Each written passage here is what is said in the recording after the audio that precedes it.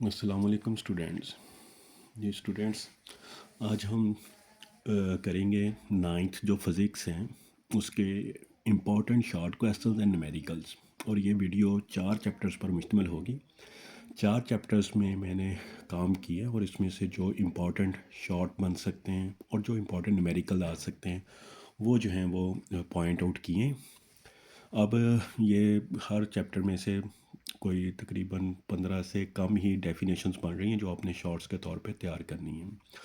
और इसके अलावा जो एक्सरसाइज में जो शॉर्ट क्वेश्चन हैं और जो CRQs हैं, कंस्ट्रक्टेड रिस्पांस क्वेश्चन, वो आपने अच्छी तरह तैयार करने हैं, क्योंकि ज़्यादातर यही बात सुनने में आ रही है कि इन चीज़ों में से शॉर्ट क्वेश्चन में से और CRQs में से लाजमी तौर पर पेपर में आएगा। ठीक है, जैसे पहले फर्स्ट ईयर का इस तरह पेपर बनता था कि उसकी एक्सरसाइज में से शॉर्ट क्वेश्चन जो थे वो मोस्टली अटैम्प्ट होते थे और चैप्टर से बहुत कम अटैम्प्ट होते थे। अब वही जो पैटर्न है वो नाइन्थ के पेपर्स में भी वो रिपीट कर रहे हैं। तो ज़्यादातर चांसेस यही हैं कि CRQs और जो शॉर्ट क्वेश्चंस हैं उनमें से लाजमी तौर पर जो है पेपर में आएंगे शॉर्ट। बाकी कुछ शॉर्ट जो हैं वो चैप्टर में से भी आएंगे। अब क्या कौन से इंपॉर्टेंट शॉर्ट बन सकते हैं उसकी तरफ आते हैं। तो पहले है चैप्टर नंबर 1। इसमें physical and non physical quantities की डेफिनेशन है। अच्छा, ये याद रखिएगा कि आपने हर डेफिनेशन के साथ जिसकी एग्जांपल दी हुई है वो एग्जांपल आपने लाजमी करनी है। एक नंबर जो है वो डेफिनेशन का होगा और एक नंबर एग्जांपल का होगा। Base and derived quantities, base and derived units, ठीक है, इनकी एग्जांपल्स भी करनी है दोनों की और इनके यूनिट्स। अब ये डेफिनेशन जो हैं ये अक्सर स्टूडेंट्स हैं वो आपस में मिक्स कर जाते हैं। बेस एंड ड्राइव्ड क्वांटिटीज़ की डेफिनेशन कुछ और है, बेस एंड ड्राइव्ड यूनिट्स की डेफिनेशन जो है वो कुछ और है।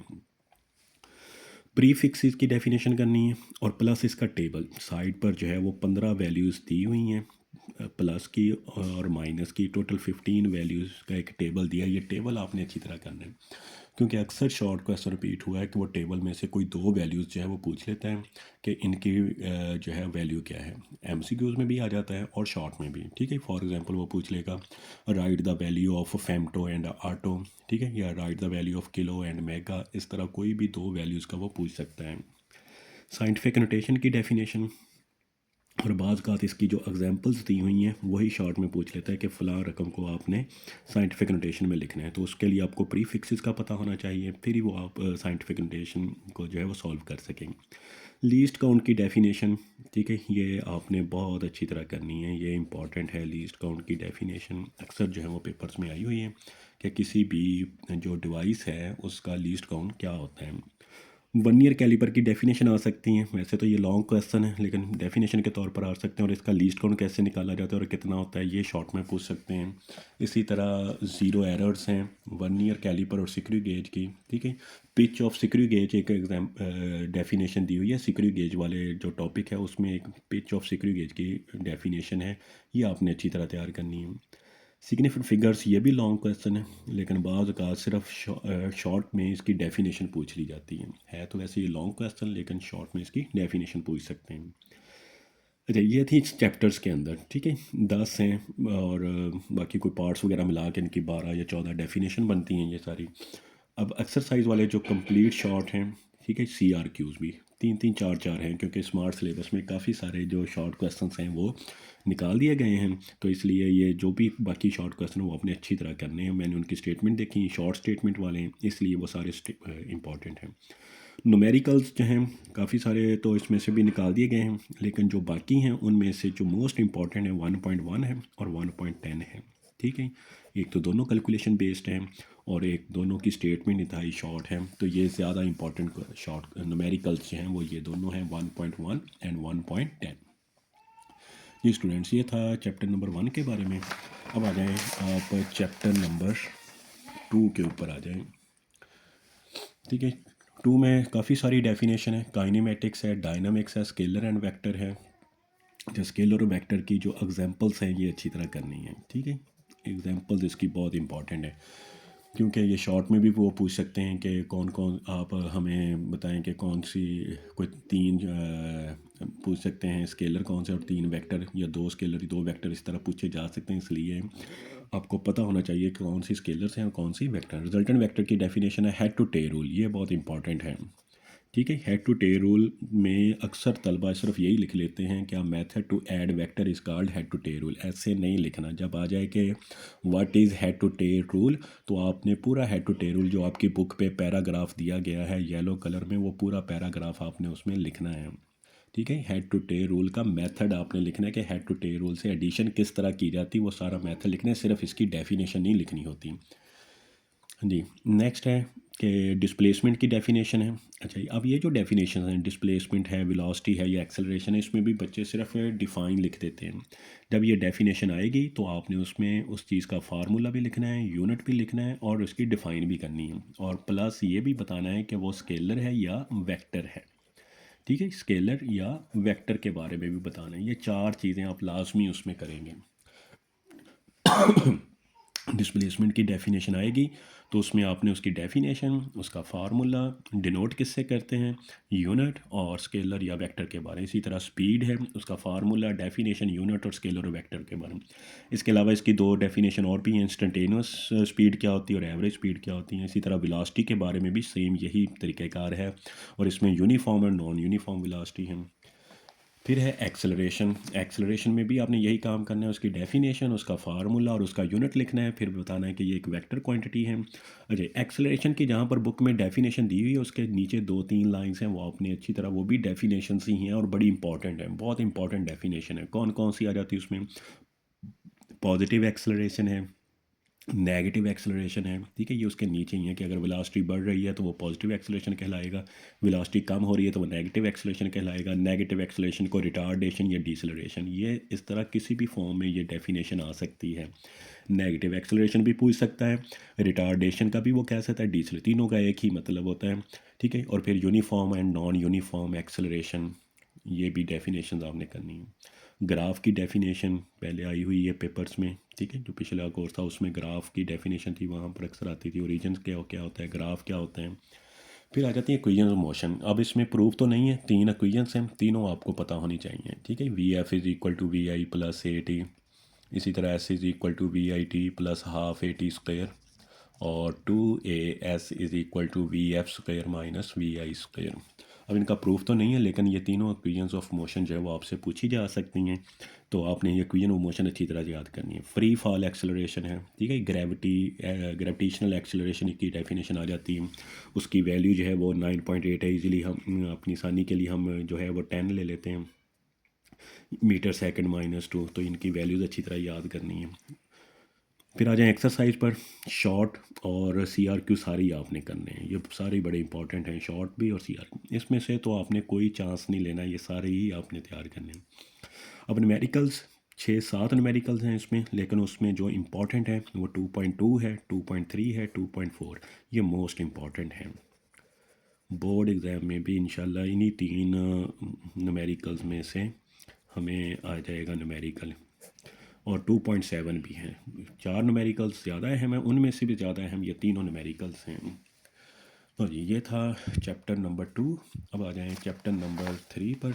उसकी भी मैंने चीज़ें जो हैं वो निकाली हुई हैं, सारी डेफिनेशंस वगैरह। तो चैप्टर नंबर 3 कंटैक्ट फोर्सेस हैं। तो टाइप्स ऑफ फोर्सेस, उसमें 7 टाइप्स हैं, वो 7 की 7 अपनी डेफिनेशन करनी है। इनमें इन सातों में से लाजमी तौर पर एक तो बोर्ड एग्ज़ाम में लाजमी आ जाएगी, एक कोई ना कोई जो है वो लाजमी तौर बोर्ड एग्ज़ाम। इसी तरह नॉन कंटैक्ट फोर्सेस 4 दी हुई हैं, ये चारों डेफिनेशन, इनकी ज़्यादा डिटेल दी हुई है, लेकिन आपने सिर्फ इनकी डेफिनेशन ही याद करनी है। तीनों Newton laws, first law, second law, third law, इनकी डेफिनेशन। फर्स्ट लॉ और थर्ड लॉ तो आएंगे शॉर्ट के तौर पर, सेकंड लॉ जो है वो लॉन्ग में आता है, लेकिन बाज़ का सिर्फ उसकी डेफिनेशन जो है वो शॉर्ट में पूछ ली जाती है। इसलिए अपने तीनों लॉज की ये डेफिनेशन अच्छी तरह करनी है और इनको शॉर्ट के तौर पर भी तैयार करना है। वैसे सेकंड लॉ जो है वो लॉन्ग के तौर पर आता है। इनर्शिया की डेफिनेशन बहुत इंपॉर्टेंट है, बहुत दफ़ा पेपर में आई हुई है। इसी तरह फोर्स, सेकंड लॉ जब आप करेंगे तो उसमें फोर्स का फार्मूला आएगा, F is equal to m a, और जब वो फार्मूला आएगा तो इसका यूनिट आप लिखेंगे न्यूटन। न्यूटन की डेफिनेशन वहाँ पे दी हुई है, तो न्यूटन की डेफिनेशन भी अच्छी तरह तैयार करनी है। डिफरेंस बिटवीन मैस एंड, ये बड़ा इंपॉर्टेंट है। ठीक है। Difference between mass and weight, अगर तो ये शॉर्ट में आ जाए तो आपने दोनों की डेफिनेशन लिखनी है, मैस की और वेट की। फिर दूसरा डिफरेंस भी आपने लिखना है, दो डिफरेंस आप लाजमी लिखेंगे। ठीक है। दूसरा डिफरेंस क्या बनेगा, यूनिट लिख देंगे कि मैस का यूनिट जो है किलोग्राम है, और वेट का यूनिट जो है वो न्यूटन होता है, वज़न का यूनिट जो है वो न्यूटन होता है। या आप ये भी लिख सकते हैं कि मैस एक स्केलर क्वांटिटी है, वेट एक वेक्टर क्वांटिटी, यानी चार पांच इनमें डिफरेंस हैं। तो अगर शॉर्ट में आ जाए तो आप दो लाजमी लिखेंगे, एक तो इनकी डेफिनेशन लिख दें और फिर इनका कोई भी एक और पॉइंट लिख दें। ग्रेविटेशनल फील्ड की डेफिनेशन है, फ्रिक्शन और इसकी काइंड्स, तीन काइंड्स दी हुई हैं, बल्कि आप रोलिंग फ्रिक्शन भी इसमें शामिल कर लें, रोलिंग फ्रिक्शन की भी डेफिनेशन लिख दें। टर्मिनल वेलोसिटी की डेफिनेशन है, ठीक है, टर्मिनल वेलोसिटी बड़ी इंपॉर्टेंट डेफिनेशन है। मेथड्स टू रिड्यूस फ्रिक्शन, वैसे तो ये लॉन्ग में आते हैं लेकिन शॉर्ट में भी आ सकते हैं। आपने इसको लॉन्ग के तौर पर भी तैयार करना है और शॉर्ट के तौर पर भी तैयार करना है। मोमेंटम एंड इम्पल्स है, ठीक है, इनकी डेफिनेशंस आपने करनी है। तो और मोमेंटम और सेकंड लॉ ऑफ मोशन का एक रिलेशन है, वो लॉन्ग में आता है लेकिन डेफिनेशन इनकी शॉर्ट में आ सकती हैं। Law of conservation of momentum है, उसमें एक डेफिनेशन है आइसोलेटेड सिस्टम, अलग थलग निज़ाम, ठीक है, वो आपने शॉर्ट में करनी है। तो ये काफ़ी सारी इसमें डेफिनेशंस आ जाती हैं इस चैप्टर में, ये सारी शॉर्ट के तौर पर इम्पॉर्टेंट है। एक्सरसाइज शॉर्ट में से शॉर्ट क्वेश्चन आपने सारे करने हैं। CRQ आप 3.4 और 3.6 वैसे तो सारे करें, लेकिन 6, 4 और 6 ये ज़्यादा इम्पॉर्टेंट हैं।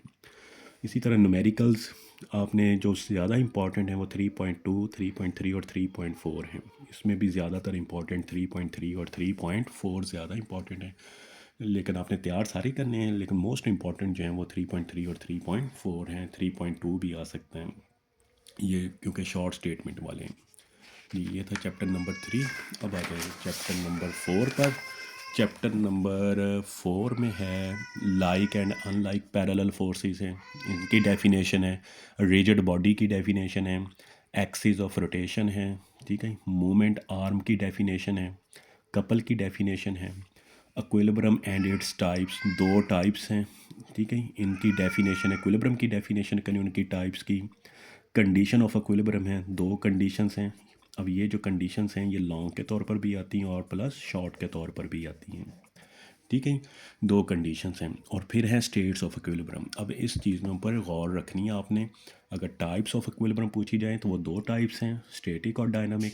कंडीशन जो इक्विलिब्रियम की वो भी दो हैं, ठीक है, तमाम फोर्सेस का सम ज़ीरो होना चाहिए, तमाम टास्क का सम जो है वो इक्वल टू ज़ीरो होना चाहिए। स्टेट्स जो हैं इसकी तीन हैं, तो अब ये आपस में आपने मिक्स नहीं करनी। इक्विलिब्रियम की टाइप्स अलहदा चीज़ है, कंडीशन अलहदा चीज़ है और स्टेट्स अलहदा। स्टेबल इक्विलिब्रियम है, अनस्टेबल है और न्यूट्रल इक्विलिब्रियम, इनकी डेफिनेशंस आपने करनी है। इसी तरह फिर आ जाता है सेंट्रीपिटल फोर्स की डेफिनेशन है, और इसका फार्मूला भी आपने याद रखना है। सेंट्रीपिटल फोर्स का फार्मूला mv²/r, ये भी साथ आपने तैयार करना है। फिर एक्सरसाइज के शॉर्ट क्वेश्चन हैं, इंपॉर्टेंट जो हैं वो 4.3, 4.4 और 4.7 जो हैं ये एक्सरसाइज के शॉर्ट क्वेश्चन, ये इंपॉर्टेंट हैं, ठीक है। इसी तरह CRQ में 4.2 और 4.4 जो हैं वो ये काफ़ी इंपॉर्टेंट है, ये वाले आपने तैयार करने हैं। बाकी की स्टेटमेंट लेंथी है, वो मेरा ख्याल है कि वो पेपर में आएंगे। इनकी स्टेटमेंट क्योंकि शॉर्ट है तो ये आ सकते हैं। और न्यूमेरिकल्स में ये सारे फिगर वाले न्यूमेरिकल हैं, इसलिए इसमें 4.1 एक बहुत इंपॉर्टेंट न्यूमेरिकल हो सकता है और 4.8 जो है ये इंपॉर्टेंट हो सकता है।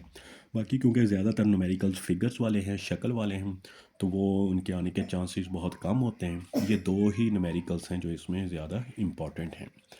जी स्टूडेंट्स, ये थे 4 चैप्टर्स, और उनमें जो शॉर्ट क्वेश्चन आ सकते हैं और उनमें जो इम्पॉर्टेंट न्यूमेरिकल्स हैं। इसी तरह बाकी अगली वीडियो भी आएगी जिसमें फिर अगले 4 चैप्टर्स या 3 चैप्टर्स में से शॉर्ट और लॉन्ग कौन से, शॉर्ट और न्यूमेरिकल्स कौन से आ सकते हैं। तो आपने यही डेफिनेशंस हैं वो तैयार करनी है। प्लस मैं फिर बता रहा हूँ कि एक्सरसाइज वाले जो शॉर्ट क्वेश्चंस और CRQs हैं ये आपने अच्छी तरह तैयार करने हैं। Thank you.